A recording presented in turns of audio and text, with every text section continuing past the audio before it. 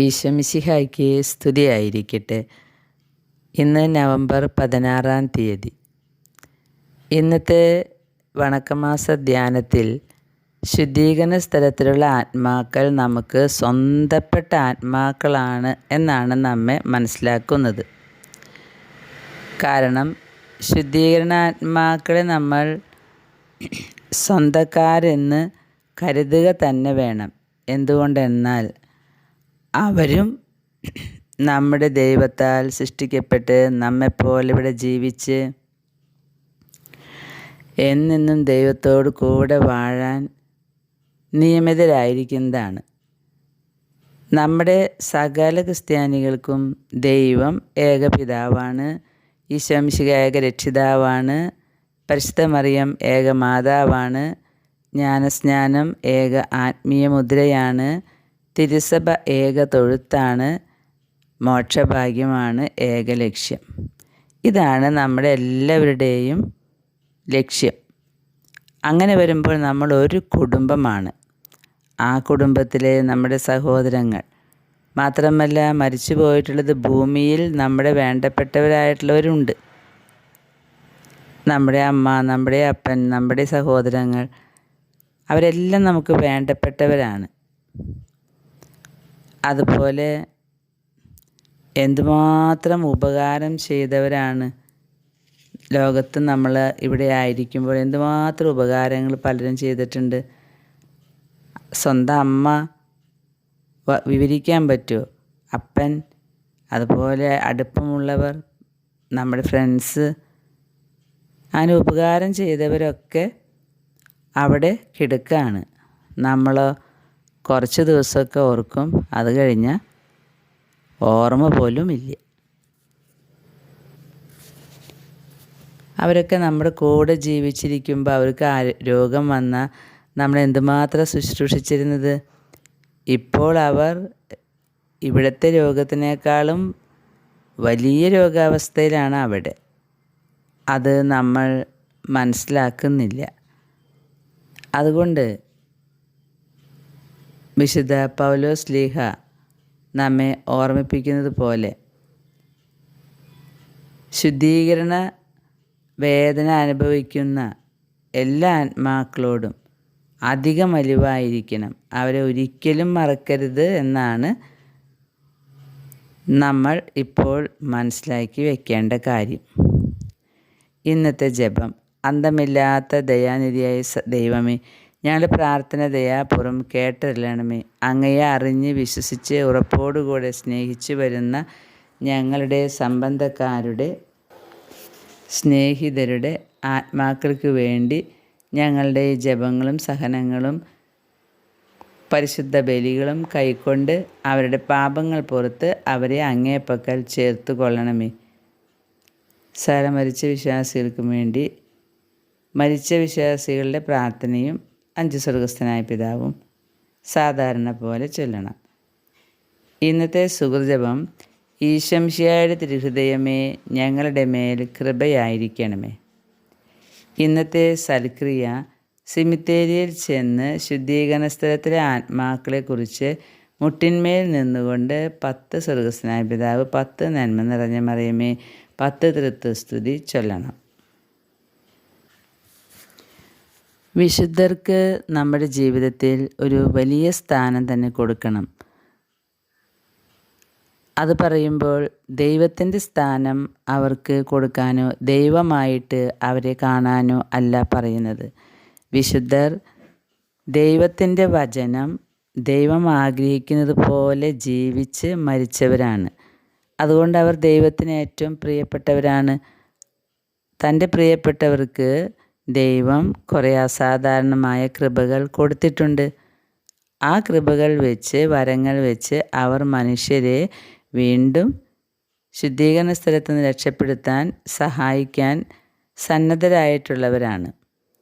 അതുകൊണ്ട് വിശുദ്ധരെ വിളിക്കാൻ ഒരിക്കലും മറക്കരുത്. അവർ നമ്മുടെ സഹോദരങ്ങളാണ്. സഹോദരങ്ങളെ മറക്കാനാകുമോ?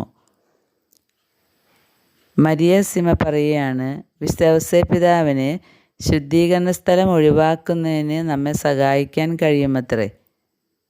അതുപോലെ ടൊളന്റിനിയായിലെ വിശുദ്ധ നിക്കോളോസ് ആണല്ലോ ശുദ്ധീകരണാത്മാക്കളുടെ ഔദ്യോഗിക രക്ഷാധികാരി. ആ വിശുദ്ധനോട് പ്രാർത്ഥിച്ചാലും ഇങ്ങനെ ശുദ്ധീകരണ സ്ഥലം ഒഴിവാക്കാൻ പറ്റും. വെറുതെ പ്രാർത്ഥിച്ചതുകൊണ്ടല്ല, നമ്മുടെ ജീവിതം നന്നാക്കണം.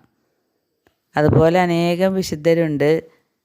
ഈ വിശുദ്ധരെല്ലാം ശുദ്ധീകരണ സ്ഥലത്തെ നമ്മുടെ കാലാവധി കുറയ്ക്കാൻ വേണ്ടി നമുക്ക് വേണ്ടി മാധ്യസ്ഥം വഹിച്ചോളും, നമ്മൾ അവരെ വിളിച്ച് പ്രാർത്ഥിക്കുകയാണെങ്കിൽ. ശുദ്ധീകരണ സ്ഥലത്തെക്കുറിച്ച് സഭാചരിത്രത്തിൽ ഏറ്റവും അധികം പറഞ്ഞിരിക്കുന്നത് ആരാണ് എന്ന് മരിയയോട് ചോദിച്ചപ്പോൾ മരിയ പറഞ്ഞു, യേശു ആണ് കൂടുതൽ പറഞ്ഞിരിക്കുന്നത്. വിശുദ്ധ മത്തായിയുടെ സുവിശേഷത്തിൽ അവിടുന്ന് പറയുന്നുണ്ട്, അവസാനത്തെ ചില്ലിക്കാശും കൊടുക്കാതെ നിങ്ങൾ അവിടെ നിന്ന് പുറത്തു വരികയില്ല. അവിടെ എന്ന് ഉദ്ദേശിക്കുന്നത് പാപം എന്നതാണ്. അതുപോലെ പരിശുദ്ധാത്മാവിനെതിരായ പാപത്തെക്കുറിച്ച് അവിടുന്ന് പറയുന്നു.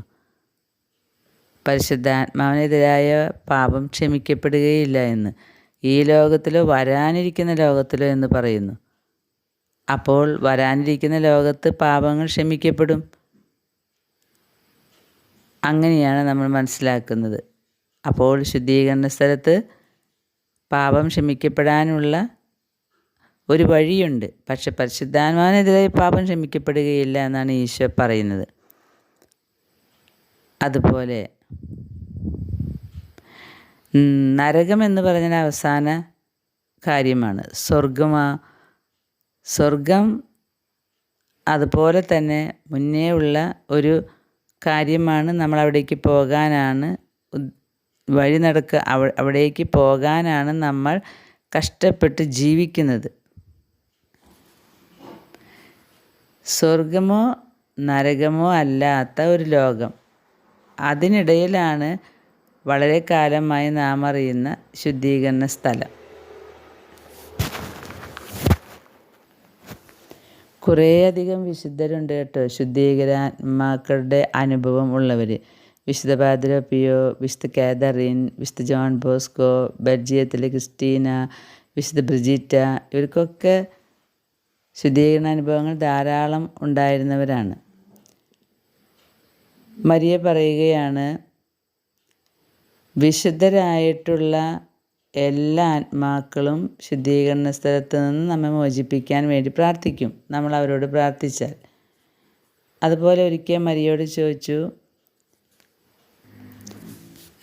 താങ്കളും വിശുദ്ധരുടെ ഗണത്തിൽ പെടുമോ എന്ന്. ഉടനടി മരിയാസിമ പറഞ്ഞു, അല്ലേ അല്ല എന്ന് പറഞ്ഞു. അവരിൽ നിന്നൊക്കെ എത്ര വിദൂരത്തിലാണ് ഞാൻ എന്ന്. അതെന്തുകൊണ്ടാണെന്നോ, ഒരിക്കൽ ശുദ്ധീകരണാത്മാവ് വന്ന് പറഞ്ഞത്രേ മരിയോട്, വേറെ വല്ലവരെയും ഏൽപ്പിച്ചിരുന്നെങ്കിൽ ഇതിനേക്കാൾ നല്ല രീതിയിൽ കാര്യങ്ങൾ ചെയ്തേനെ എന്ന് മരിയാസിമയോട്.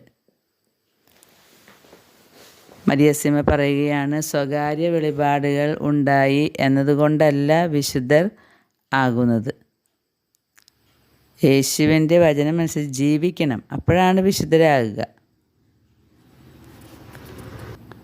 അതുപോലെ മരിയാസിമ പറയാണ്, മറ്റുള്ളവരെക്കാൾ കൂടുതൽ കൃപകൾ എനിക്ക് തന്നിട്ടുണ്ട്, അപ്പോൾ അതിനനുസരിച്ച് ഞാൻ കൂടുതൽ നന്നാവണം. പക്ഷേ മരിയ ഒരു സംഭവം പറയുകയാണ്. മരിയയുടെ പോലെ തന്നെ അനുഭവങ്ങളുള്ള ഒരു സ്ത്രീ ഉണ്ടായിരുന്നത്രേ. പക്ഷേ വെളിപാടുകൾ അധികമായപ്പോൾ മറ്റുള്ളവരെക്കാൾ കൂടുതൽ നമുക്ക് അനുഗ്രഹങ്ങൾ കിട്ടിയിട്ടുണ്ടെങ്കിൽ അതിനനുസരിച്ച് നമ്മുടെ ഭാഗത്ത് നിന്ന് ഈശോ കുറേയധികം ആത്മാക്കളെ ആഗ്രഹിക്കുന്നുണ്ട്. ഈ സഹോദരി ഇതുപോലെയുള്ള കൃപകളുള്ളതായിരുന്നു. പക്ഷെ കുറച്ച് കഴിഞ്ഞപ്പോൾ അവളത് നഷ്ടപ്പെടുത്തി, അഹങ്കാരം കൂടി. കൃപകളുള്ളവർക്ക് അങ്ങനെയാണ്. ഒരു കൃപ, രണ്ട് കൃപ എല്ലാം കിട്ടിത്തുടങ്ങുമ്പോൾ പിന്നെ ഉള്ളിൻ്റെ ഉള്ളിൽ ഒരു അഹങ്കാരം വരും. എനിക്ക് എന്തൊക്കെയോ വലിയ കാര്യങ്ങളുണ്ട്, ഞാൻ ഈ ലോകത്ത് എന്തൊക്കെയോ ആണ്, മറ്റുള്ളവരെല്ലാം പ്രശ്നക്കാരാണ്. അപ്പോൾ ഈ സ്ത്രീ മരിച്ചിട്ട് ശുദ്ധീകരണ സ്ഥലത്ത് കുറേ കിടക്കേണ്ടി വന്നു. ശുദ്ധീകരണ സ്ഥലത്തെക്കുറിച്ച് അറിവുള്ളതും ഇങ്ങനെ വ്യക്തമായ ചില സ്വകാര്യ ദർശനങ്ങളൊക്കെ ഉള്ള ആളാണ്. പക്ഷെ അഹങ്കാരം വന്നു.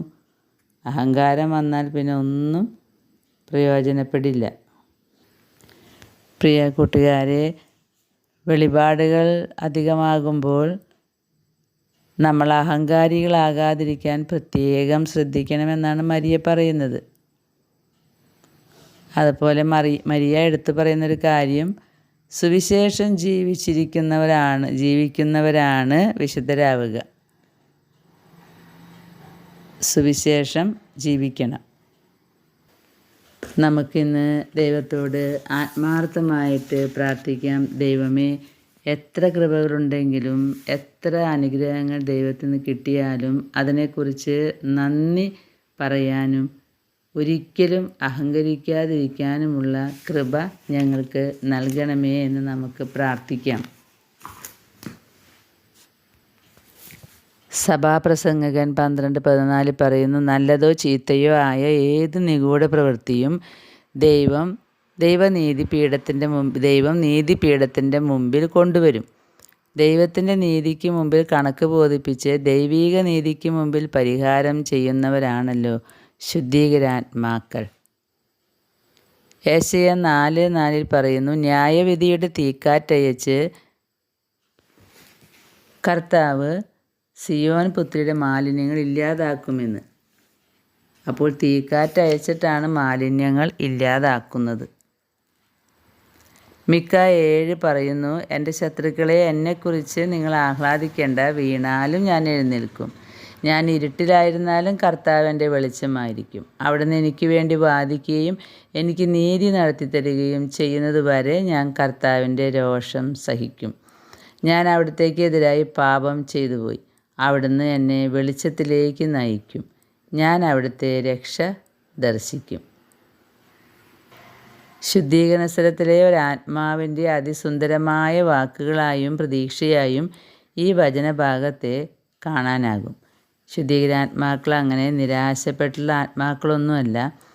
ദൈവത്തിനെതിരായി പാപം ചെയ്തതിൻ്റെ ഫലമായി ഉണ്ടായ ദൈവകോപത്തെ നീക്കിക്കളയാൻ ശുദ്ധീകരണ അനുഭവത്തിൻ്റെ വേദനകൾ ഉപകരിക്കും.